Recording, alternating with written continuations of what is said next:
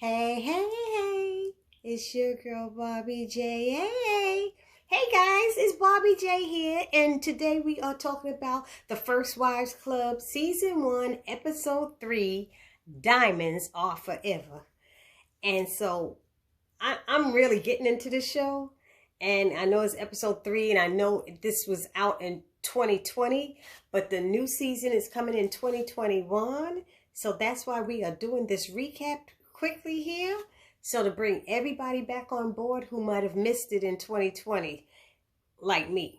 Anyway, so let me first give my shout outs to those who be holding down my channel, like Shanice Says, Isaiah Hill, Tiffany Harrell, Bobby Ray, Lamont Simpson, Ty Harrell, Karen Wilson, and so on and so on. Thank you so much. You are so appreciated. So let's get on with the recap.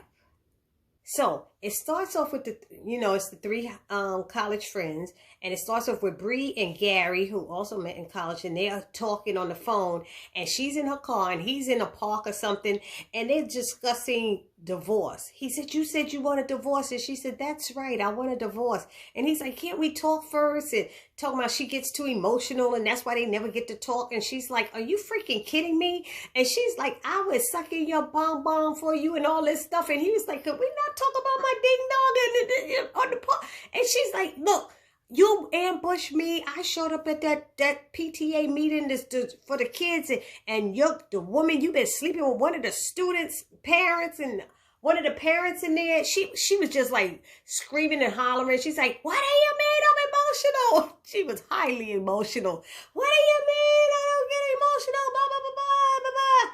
So they're arguing, and she's driving, I guess, to pick up Hazel, because Hazel's at university and she's walking with this young lady named Versace. So I don't know who this girl is. And they're talking, and Versace is like, "I go by the name of Sasha now," because Versace sounds like, she says she's on the PhD track. So Dr. Versace didn't sound right. So I like Dr. Sasha sounds any better. I don't know. But that's what she felt. And she was like, she didn't like it. But she was thanking Hazel for coming to attend. What was she doing? She invited her to her thesis presentation. That's what it was, her thesis presentation. She also invited her father, but he didn't come. Who's her father? Derek.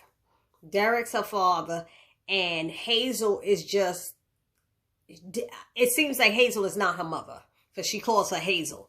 So, they're talking, and she's like, "I'm sorry he didn't come. He's probably just trying to avoid me." And she's like, "No, he didn't come because of this." And she shows her on social media how Derek has gotten engaged to this new girl, Stella. And she's like, "She gave that biatch a ring and a diamond and never gave me one, and da da da da."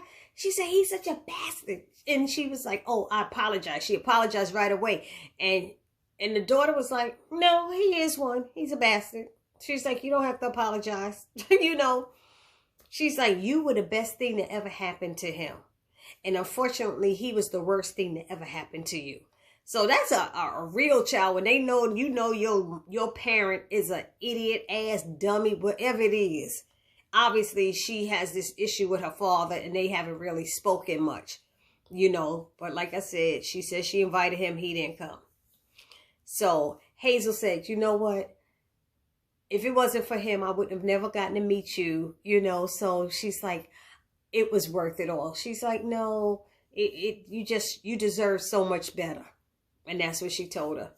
So then Bre drives up, and she's cursing and swearing, and you hear the windows are down. Why you got your car windows down? You argue with your husband and swearing. Roll the damn windows up. If it's hot, put on the AC. But nobody else outside needs to hear it.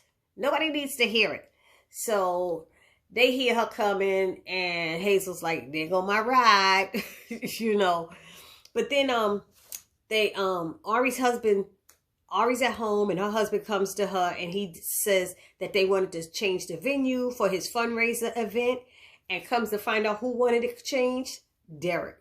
And David, she's like, "Why you got Derek? Why he got to say anything?" She said, "I thought he just was a financial backer. He's like, I'm going to use him any way I can. If he wants to help, then let him help. He said, those people like him better than they like me anyway, so I'm going to use him as much as I can. She said, well, I think he might be using you. And he said the same thing goes for Hazel. He said to her. But she been friends with Hazel since college, so we can't even go there with that. That sounds like a little jealousy to me. The fact that this woman had to give up her law practice to help her husband so he could run for Senate. I'm like, why do women always got to give up their jobs to help their man? How many men give up their jobs to help their woman? You don't hear of that. You never hear of that.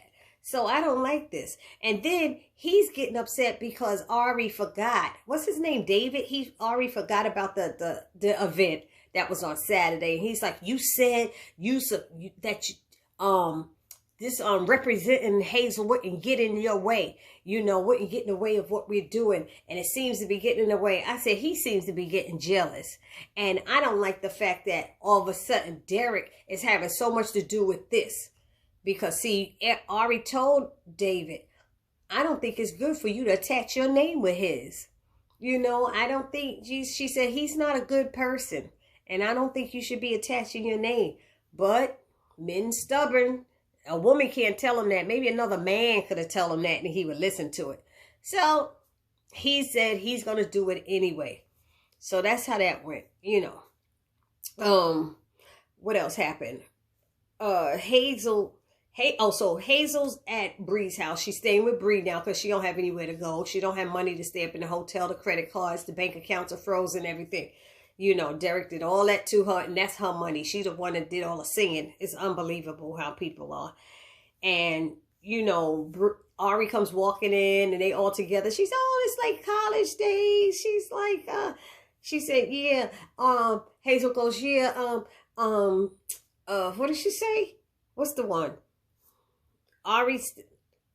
Bre is still complaining about Gary and like in college days. And Bre said, yeah, and Hazel's still eating up my food.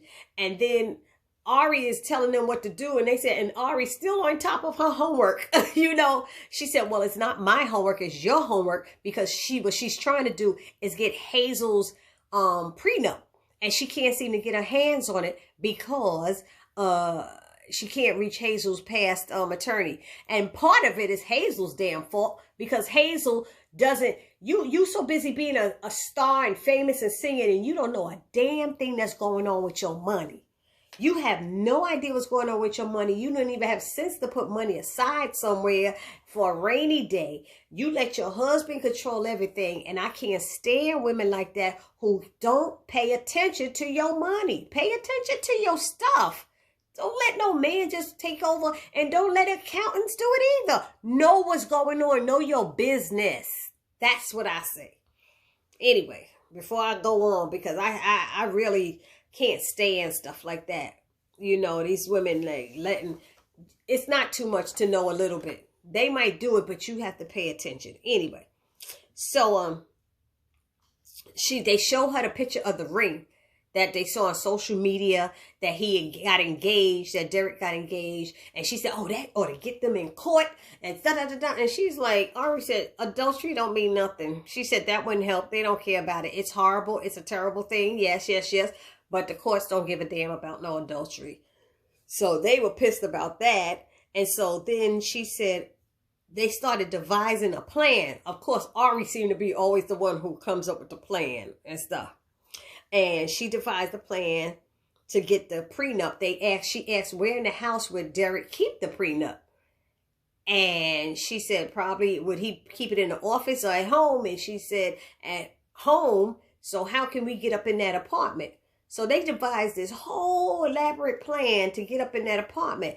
And Bre was like, I ain't have nothing to do with this. I ain't going to no jail. I can't do it. She was like that the whole time. And then crazy Hazel was like, yeah, we going to go up there, set it off style. We going to go in there and da-da-da. Ari's like, no, we're not going to do that. So she devised a plan, how we could get in the building. And the last piece was, Bre said, how are we supposed to get into the apartment if we don't have... And In comes Sasha with the keychain that said Daddy's Girl on it. So Sasha was down with the plan. They called her, of course they made a mistake and called her the other name, and she said, it's Sasha now. Anyway, so they did this elaborate plan. The day of the event, Bri was driving a car, and she was to meet them in the back with the dumpster, where the dumpster was, because there was a garbage chute. They was going to throw all of Hazel's stuff down in a garbage chute, but they had to put them in different color bags than the regular garbage. You know, regular garbage is in black bags. So they put her stuff in red bags. And as they threw it down the chute in the dumpster, Bri had to get it and put it into the car. Bri's down there, and there's a homeless man down there. So she getting sick of watching it, and she's telling them, could y'all hurry this up, hurry this up? And Bri is yelling, not Bri, Hazel's yelling, wait y'all, this is my thing, stop. Because Hazel's mad because she got to walk up all them steps to the penthouse. She can't get on the elevator, so she's like almost hiding so they can't see her, you know. So she had to walk up, I think, to the penthouse. But she's up there drinking when Ari gets there, because Ari's husband keeps stopping her and detaining her, and he wants her to do a speech and all of this stuff. And she's trying to get there, and she's like, I got to give a speech, y'all. She told him my time frame just stopped, shortened. So we got like 1 hour. And so she hurried up over there, and Hazel's laying on the bed, sitting there drinking the wine. This is my champagne, this is my this, acting like a baby. I was like, she was really working my last nerve. She was getting on my nerves at that point. Stop being stupid and get your shit. They trying to help you to get your stuff. Get your stuff. Why are you going around drinking? Throw the bottle in the bag with your stuff and let's move it. So anyway, Ari had to get her. I would have slapped her like, back, wake up, you know. She's like, we'll get you another bottle. So anyway, they got the stuff in the bags, and she's like, be careful with that. She's like, girl, do you want the damn coat or not? Next thing you know, they got all the bags together. They throw it down the chute and stuff. They run downstairs. Ari goes to check on Sasha, who's in there working the computers. And what she did was she also put a tracker on her father's phone so she know when he's moving. So she was able to tell that he's at the event and now he's moving. That means he's on his way back home, because it was only about 10 blocks away. So they probably walked. And next thing you know, he was there and everybody was running. And Ari told her to leave, and Ari stayed there. I'm still trying to figure out, how did Ari get out of there? If he was on his way up and Sasha left and stuff, how did she not get caught up in there? How did she leave? Did she leave by the elevator? Did she run down the steps? I don't know.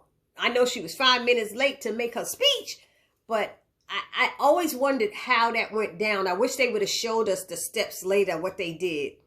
But, you know, it's TV, so that's that. But so when Hazel got downstairs, she saw her blue fur coat that she was telling Ari not to be careful with on the homeless man. Because the homeless man stopped Bri and told Bri, look, actually everything that goes in that dumpster is mine. That's mine unless you weren't worked out something, a deal. So she gave him the blue coat so she could get all the other bags. And she was like, y'all need to come down and help me. This is crazy. She said, look, he wanted me to give him a hand job. It was either that or give him something out of your bag. And he got the coat. I said, oh, no. So anyway, it all works out. They get back to the house. Ari gets there in time to make her speech. At the end, I don't know if it's the same day. The next day, I think they all meet up at Bri's house. And you see all these red bags, all of her stuff. No, it was the same day, I think. All the red bags and stuff. And Bri is like, Ari's like, I would love to be a fly on the wall when Derek and Stella get in there and see that their stuff was missing and gone. And by the way, I missed a part. When Derek showed up to the event, the fundraiser? And he brought Stella with him, of course. And he comes up to and introduces her to David and Ari. And he whispers in Ari's ear, I know you probably don't want to see me, but, you know, I'm here for my man here. I'm here for my man. And she's like, no, actually, I am glad that both of you are here. Thank you. Excuse me. And she left. And that's when she told them, okay, he's here. Mr. Potato Head and whatever. I forgot what their names were. But I had missed that part. And that's how it all started with that. So they knew he was definitely there. And they just put everything in motion after that. So at the end, the last thing at the end, the girl, they show the girls sitting around talking about how they did it. They can't believe they did it. And then Hazel shows the diamond ring that he gave the girl that she took. And they're like, oh my God, no, you didn't take something. He could get us because that's actual theft. We told you to just take what's yours. I told you to take what's yours. She said, look. He can't do nothing. She said, because I found my diamond necklace I bought myself for my birthday. She said, and when I looked at the diamond necklace, my yellow diamond was missing. She said, his cheap ass took my yellow diamond and gave her a ring. And they was like, yep, that's him. So they all knew he was cheap, I guess. So that's what he did. And then they showed Derek and Stella coming in the apartment and seeing everything going. And their faces are like, what the freak? So you know it's going to be some mess behind this. So I can't wait this next week. So y'all tell me what y'all think about this review. Hit me up and subscribe to my channel. Comment below. Share. Whatever. Like. Don't forget. This your girl Barbie J saying peace.